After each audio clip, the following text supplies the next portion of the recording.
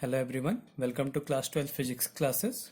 इस वीडियो में हम सुपरपोजिशन से रिलेटेड न्यूमेरिकल्स को सॉल्व करेंगे। तो पहला न्यूमेरिकल है, एक स्क्वायर है ए बी सी डी।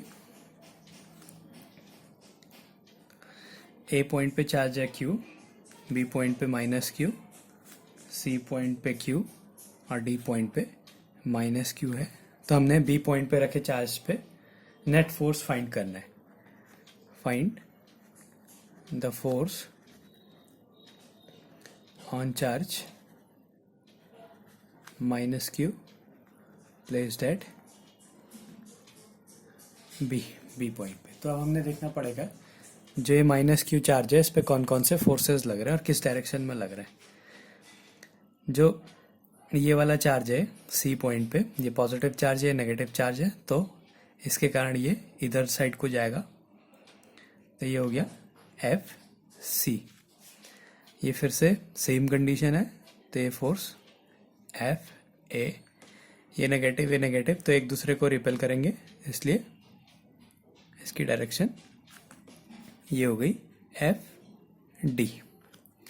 ये तीन फोर्सेस इस पे लग रहे हैं, तो हमने इस पे नेट फोर्स निकालना होगा, इसका वेक्टर सम करना होगा। पहले हम एफ सी और एफ ए को सॉल्व करते हैं, उसका जो रिजल्टेंट आएगा उसके साथ एफ डी को सॉल्व कर देंगे। तो फर्स्ट पहले इन सब की वैल्यूज लिख लेते हैं कि इसका मैग्नीट्यूड क्या है। F A equals to 1/4 pi epsilon naught Q दोनों चार्जेस क्यू हैं, तो क्यू स्क्वायर अपॉन बीच का डिस्टेंस मान लिया ए है, तो q square upon A square. F B equals to 1/4 pi epsilon naught, फिर से चार्जेस क्यू हैं, q square upon F a F C q square upon A square. और F D equals to 1/4 pi epsilon naught Q square upon बीच का distance ये ए है, ये ए है, तो ये हो जाएगा a√2 पाइथागोरस थ्योरम से। तो इसका स्क्वायर करेंगे तो 2a स्क्वायर आ गया। और इनकी डायरेक्शंस डायग्राम में बनी हुई हैं। अब हम पहले रिजल्टेंट निकालते हैं एफ ए और एफ सी का। Resultant of F A and F C. F A और एफ सी का रिजल्टेंट, ये दोनों एक दूसरे के परपेंडिकुलर हैं, तो परपेंडिकुलर अगर वेक्टर हो तो उसका जो रिजल्टेंट होता है वो under root F A square plus F C square होता है। अब एफ ए और एफ सी के मैग्नीट्यूड सेम है, तो हम एफ ए को एफ सी भी लिख सकते हैं। तो under root F A square plus F A square equals to under root 2 F A square. F A square square root के बाहर आ जाएगा, तो ये हो जाएगा fa√2। एफ ए की वैल्यू पुट कर देते हैं 1/4 pi epsilon naught Q square upon ए स्क्वायर रूट 2। तो ये हो गया एफ डैश, और इसकी डायरेक्शन इस डायरेक्शन में होगी। अब ये एक ही लाइन पे है लेकिन ऑपोजिट डायरेक्शन में है, तो इनका अगर हम नेट निकालेंगे तो इनको हमने माइनस करना पड़ेगा। Now resultant of F dash and F D, यही इस चार्ज पे लगने वाला नेट फोर्स भी होगा। तो एफ इक्वल्स टू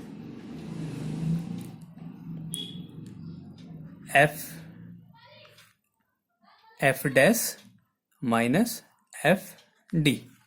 तो एफ डैश की वैल्यू है 1/4 pi epsilon naught Q square upon ए square under root 2 minus F D की value 1/4 pi epsilon naught Q square upon ए स्क्वायर 2a स्क्वायर। तो ये कॉमन आ जा रहा है, 1/4 pi epsilon naught Q square upon ए square common आ गया, बचा अंडर रूट 2 माइनस 1/2। अगर हम इसको सॉल्व करते हैं तो अंडर रूट 2 की वैल्यू 1.414 और इसकी वैल्यू 0.5 है। इसका मतलब ये वैल्यू पॉजिटिव क्वांटिटी है, तो जो बड़ा वाला फोर्स होगा उसी की डायरेक्शन में नेट फोर्स होगा। तो बड़े वाले फोर्स एफ डैश है और एफ डैश की डायरेक्शन है बी डी, तो इसका जो नेट फोर्स है इसकी डायरेक्शन होगी बी डी। ये इसका आंसर है। एक और क्वेश्चन कर लेते हैं इसमें। एक इक्विलेटरल ट्रायंगल है जिसकी हर एक साइड ए है, इस पे चार्जेस रखे हुए हैं क्यू, क्यू और क्यू, माने ये ए, बी और सी है। फिर से वही करते हैं कि बी पॉइंट पे रखे चार्ज पे फोर्स की वैल्यू फाइंड करनी है। Find the force on charge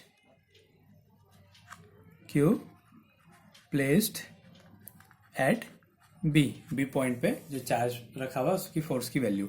तो इस पॉजिटिव चार्ज के कारण ये पॉजिटिव चार्ज इस डायरेक्शन में जाएगा, तो ये हो गया एफ ए। इस चार्ज के कारण इसकी डायरेक्शन ये होगी, तो ये हो गया एफ सी। और कोई चार्ज नहीं है तो इस पे दो ही फोर्स लगेंगे। ये एंगल 60 डिग्री है क्योंकि इक्विलेटरल ट्रायंगल है, तो ये भी 60 डिग्री होगा। अब हमने इसका रिजल्टेंट निकाल देना है। तो हमने 11th क्लास में पैरेललोग्राम लॉ और ट्रायंगल लॉ पढ़े हुए, तो उसी की हेल्प से हम इसका वेक्टर सम करेंगे। तो वो कहता है कि R equals to under root A square plus B square plus 2ab cos theta, जहाँ पे थीटा इन दोनों के बीच का एंगल होता है, दोनों वेक्टर्स का। तो इसको लगाने से पहले हम इनके मैग्नीट्यूड निकाल देते हैं। एफ ए की वैल्यू है 1/4 pi epsilon naught Q square upon बीच का डिस्टेंस ए स्क्वायर, और एफ सी की भी value 1/4 pi epsilon naught Q square upon ए स्क्वायर। ये दोनों के मैग्नीट्यूड्स इक्वल हैं, तो ये दोनों वेक्टर्स को हम एक ही मान सकते हैं। तो यहाँ पे ए और बी दोनों को हम एफ ए लिख देते हैं। तो इनका जो रिजल्टेंट है F equals to under root F A square plus B को भी हम एफ सी को भी एफ ए भी लिख सकते हैं क्योंकि मैग्नीट्यूड सेम है, F A square plus 2 FA into FA cos 60 degree. अब इसको सॉल्व कर देते हैं। ये FA स्क्वायर तीनों में है FA स्क्वायर, तो FA स्क्वायर कॉमन आ जाएगा। FA square under root 1 plus 1 plus 2 cos 60 की वैल्यू 1/2, इससे कट गया तो 1 प्लस 1 रूट 3 हो गया। FA स्क्वायर रूट 3, FA की वैल्यू पुट कर देते हैं 1 अपॉन स्क्वायर, बाहर आने पे स्क्वायर नहीं रहेगा, FA रूट 3, FA की value 1/4 pi epsilon naught Q square upon ए स्क्वायर रूट 3। ये इसका आंसर है। क्योंकि ये दोनों वेक्टर्स इक्वल हैं इसलिए इसका रिजल्टेंट किसी भी एक वेक्टर से 30 डिग्री के एंगल पे होगा, तो ये इस पे नेट फोर्स आ गया। तो इस तरीके से हम लोग सुपरपोजिशन थ्योरम के क्वेश्चन को सॉल्व कर देते हैं। हमने सिर्फ उसका नेट फोर्स फाइंड करना होता है।